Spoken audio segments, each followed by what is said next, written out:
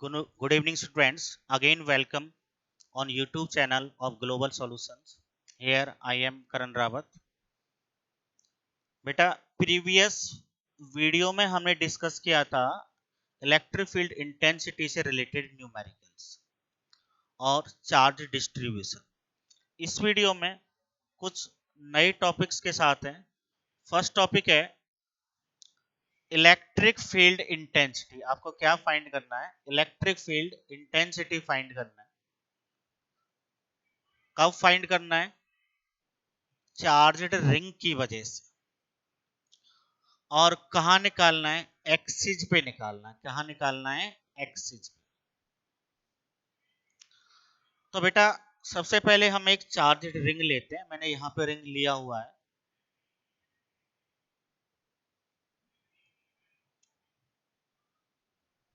ये एक charged ring है और इस पे क्या है? पॉजिटिव चार्ज है इस तरह से।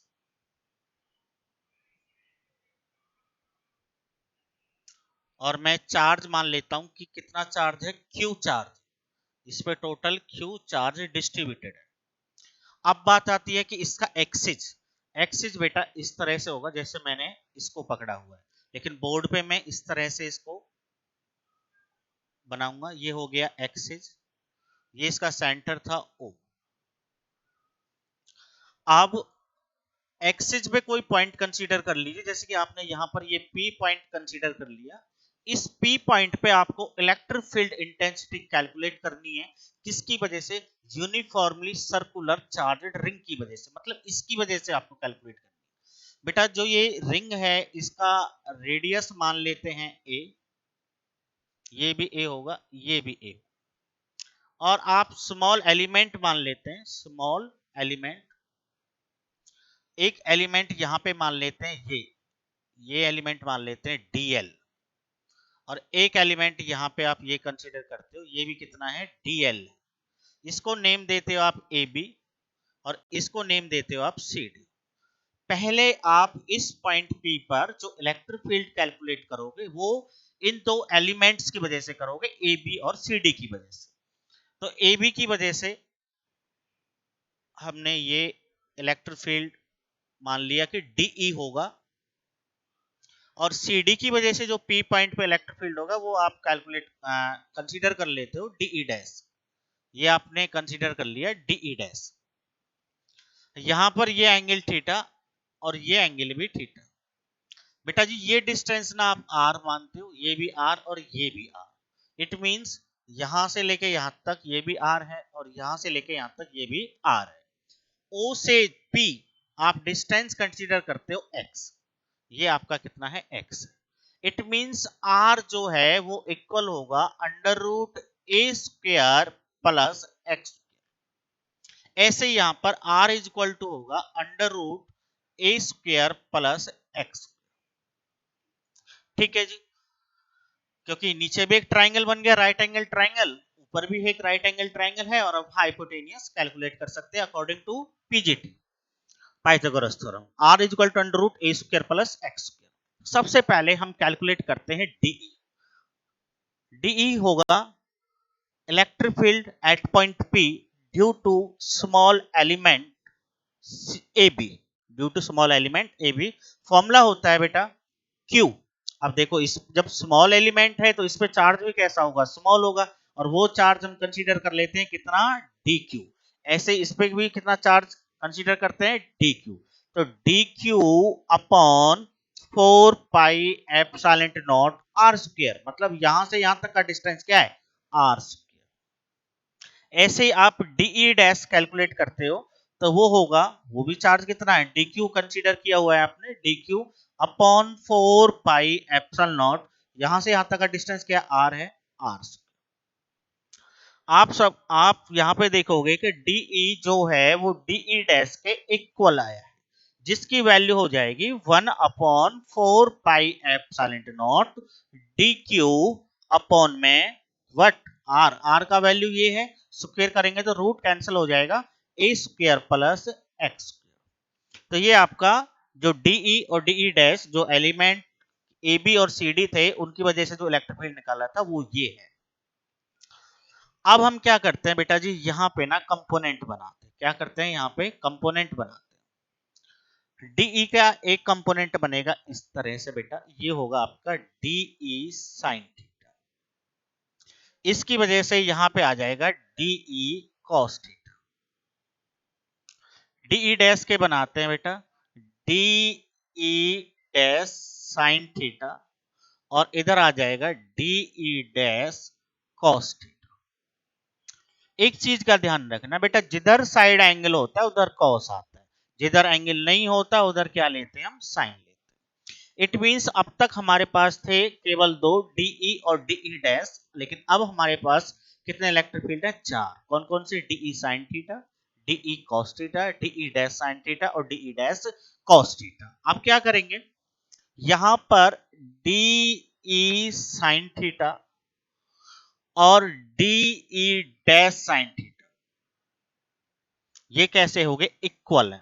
ये कैसे हैं, देखो हम दोनों साइड में साइन का मल्टीप्लाई कर दें तो यही आएगा। तो ये दोनों कैसे हैं, इक्वल हैं। ये दोनों कैसे हैं, इक्वल।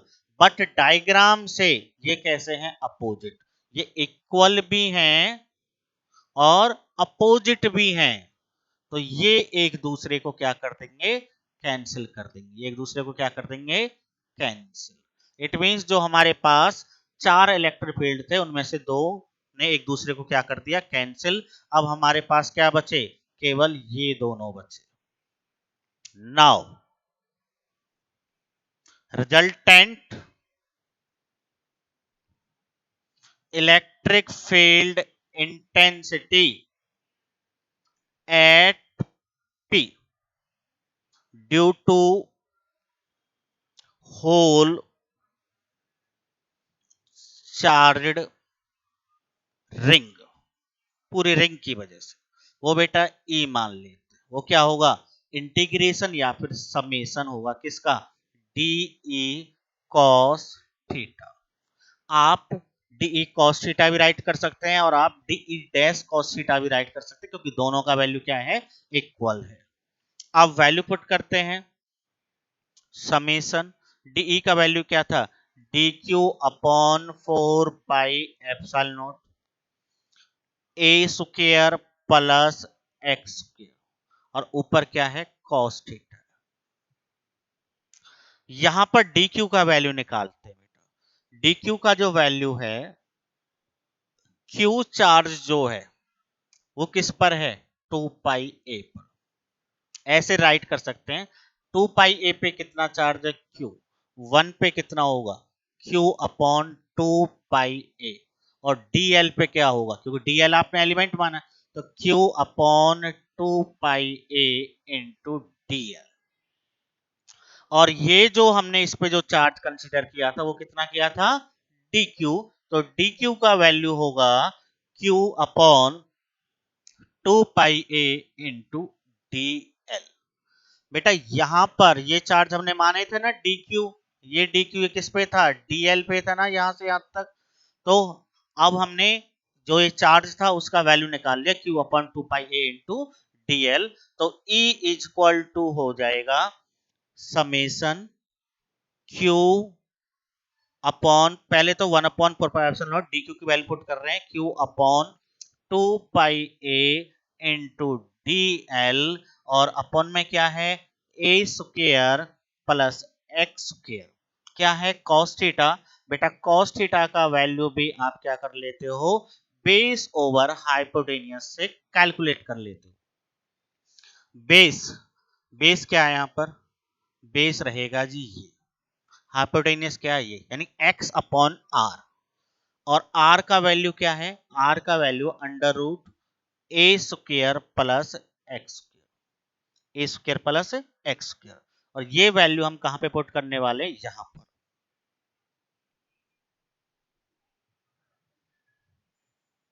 क्या वैल्यू है, x upon under root A square plus X square की पावर 1/2, क्योंकि अंडर रूट का मतलब क्या होता है, 1/2 होता है।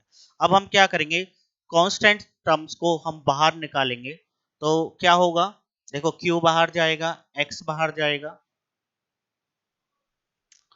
It means E is equal to, देखो Q बाहर आ गया, X बाहर आ गया, अपॉन में क्या था 4 पाई एप्सिलॉन नॉट था, A square plus X square की पावर, देखो बेटा यहां पर देखो, इसकी पावर 1 है, इसकी पावर हाफ है, तो कितने हो जाएगी 3/2, क्या हो जाएगी 3/2, और एक आपका ये बच जाएगा 3/2 इंटू 2 पाई, और समेशन क्या बच गया DL। E is equal to Q X upon 4 pi epsilon naught A square plus X square की पावर 3/2, और DL का इंटीग्रेशन क्या होगा 2 पाई A होगा बेटा, और अपॉन में क्या चल रहा था 2 पाई A। DL का इंटीग्रेशन 2 पाई A क्यों होगा, क्योंकि DL is a part of circumference of the charged ring, तो 2 पाई ए से 2 पाई ए कैंसिल हो गया, तो आपका आ गया E is equal to Q X upon 4 pi epsilon naught A square plus X square की पावर 3/2। तो ये आपका इलेक्ट्रिक फील्ड आ गया बेटा। यदि मैं इस पे वेक्टर लगाता हूं तो मुझे इधर साइड डायरेक्शन बतानी पड़ेगी। अब आप इधर देखिए, देखो ये दोनों तो एक दूसरे को कैंसिल कर दिए थे, ये दोनों ही हैं, इन दोनों का रिजल्टेंट इधर आ रहा है, तो मैं लिख दूंगा अलोंग OP, O से P की तरफ, तो हम लिख देंगे अलोंग OP। उसके बाद में एक केस स्टडी करते हैं। केस स्टडी में क्या है कि हम मान लेते हैं कि जो पॉइंट था P, जो पॉइंट हमने यहाँ पे कंसीडर किया था P, वो क्या है वेरी फार डिस्टेंस पे है। किस पर है, very far distance. If point P is at very far distance, is at very far distance, तो ऐसा करने से जो x है वो बहुत ज्यादा ग्रेटर हो जाएगा as compare to radius of charged ring, और x स्क्वायर करेंगे तो और भी ज्यादा हो जाएगा a स्क्वायर से, और a स्क्वायर को फिर हम क्या करेंगे नेग्लेक्ट कर देंगे, क्या कर देंगे नेग्लेक्ट, तो E इज इक्वल टू हो जाएगा Q X upon 4 pi epsilon not, यहां से a स्क्वायर हट गया बेटा, तो क्या हो जाएगा एक्स स्क्वायर की पावर 3/2, 2 से 2 कैंसिल हो गया, E इज इक्वल टू आ गया Q X upon 4 pi epsilon not x cube, एक x से x कैंसिल हो जाएगा, तो ये आपका आ गया q अपॉन, क्या आ गया q upon 4 pi epsilon not x cube. This will be the electric field at any point on the axis of a uniformly charged ring। उम्मीद करता हूं आपको समझ आएगा। अब बढ़ते हैं नेक्स्ट टॉपिक की तरफ। नेक्स्ट टॉपिक है बेटा हमारा इलेक्ट्रिक डाइपोल, कि इलेक्ट्रिक डाइपोल क्या होता है।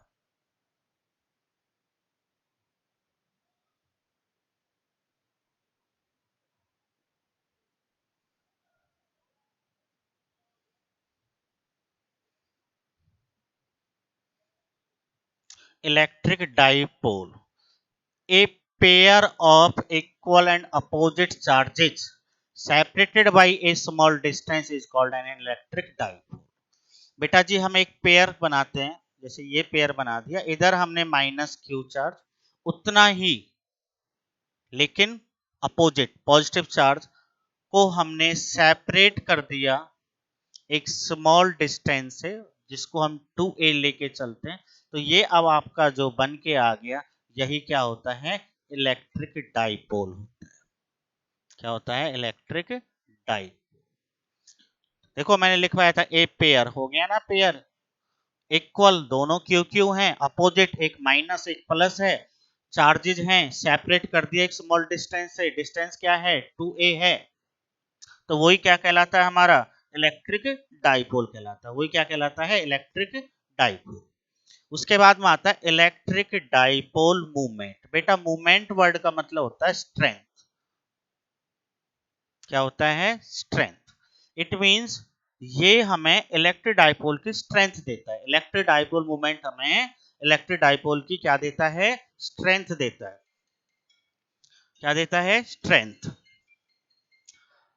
It measure the strength of an electric dipole. वही है बेटा जो मैं आपको बता रहा था,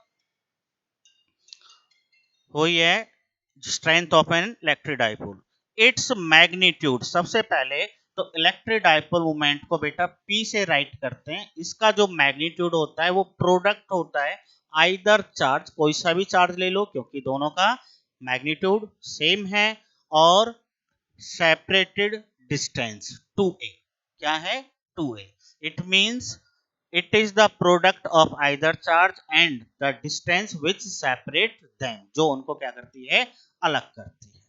तो ये आपका क्या आ गया? इलेक्ट्रिक डाइपोल मोमेंट का फॉर्मूला आ गया बेटा जी। यहाँ पे ये लिखा हुआ है P is equal to Q into 2a।